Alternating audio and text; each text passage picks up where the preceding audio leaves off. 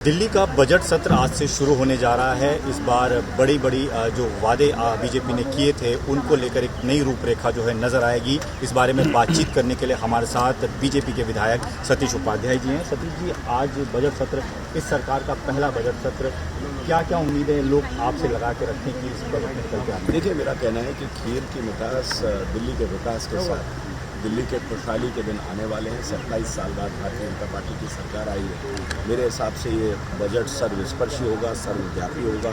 हमारे दिल्ली के मुख्यमंत्री ने जिस तरीके से समाज के सभी वर्गों के साथ विमर्श किया है, चाहे वो युवा हैं, महिला हैं, व्यवसायी हैं, अनऑथराइज कॉलोनी हैं, झुग्गी झोंपड़ी हैं, तो सभी वर्गों के साथ उन्होंने इसमें संकल्प लिए हैं और बात की है।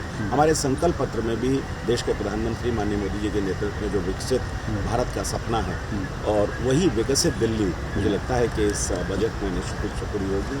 और एक दिल्ली के गौरव को बढ़ाने वाला बजट, दिल्ली को विकास देने वाला बजट, दिल्ली की गति को बुलेट ट्रेन की रफ्तार से चलाने वाला बजट है। सर, एक तरफ विपक्ष आपको सवाल उठा रहा है, वो कह रहा है कि जो वादे आपने किए थे, खासतौर पर 25 करोड़ महिलाओं को देने वाला पहली कैबिनेट में पास करने का वो पास नहीं किया गया, तो इस बजट से लोग कैसे उम्मीदें रखते हैं? मुझे लगता है कि विपक्ष को थोड़ा सा सकारात्मक भूमिका अपनानी चाहिए और अपने गिरबान में झांकना भी चाहिए। पंजाब में तो 4 साल पूरे होने वाले नहीं दिया। दिल्ली के हमारे मुख्यमंत्री ने 8 मार्च को उसको देने का प्रावधान कर दिया, घोषणा कर दी, उसकी फॉर्मेलिटीज़ हो रही हैं। इतना उतावलापन क्यों है? हाँ, लोगों को निश्चित रूप से जो संकल्प पत्र में हमने वायदे किए हैं, चाहे आयुष्मान भारत का है, चाहे महिला संकल्प निधि का है, चाहे वो सिलेंडर का है, थोड़ा इंतज़ार करिए। दिल्ली के लोगों को जो वायदे भारतीय जनता पार्टी ने किए हैं, हमारे मुख्यमंत्री वो निश्चित रूप से पूरा करेंगे। सर, लगातार सीजी रिपोर्ट आप लोग टेबल करते जा रहे हैं। आज परिवहन को लेकर सीजी रिपोर्ट सामने आई, इसको लेकर आपको क्या कहना है? देखिए, मेरा कहना है कि दिल्ली की लाइफलाइन आज मेट्रो बनी है।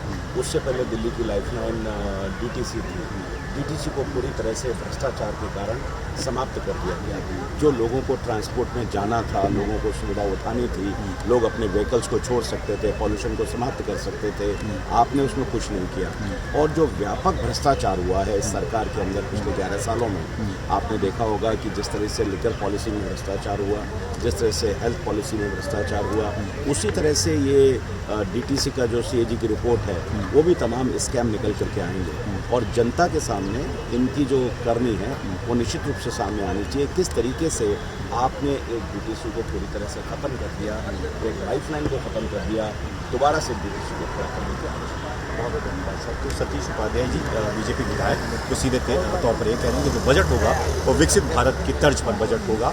और सीएजी रिपोर्ट को लेकर उनका कहना है कि आज जो परिवहन को लेकर सीएजी रिपोर्ट सामने आएगी उसमें कई बड़े खुलासे हो सकते हैं।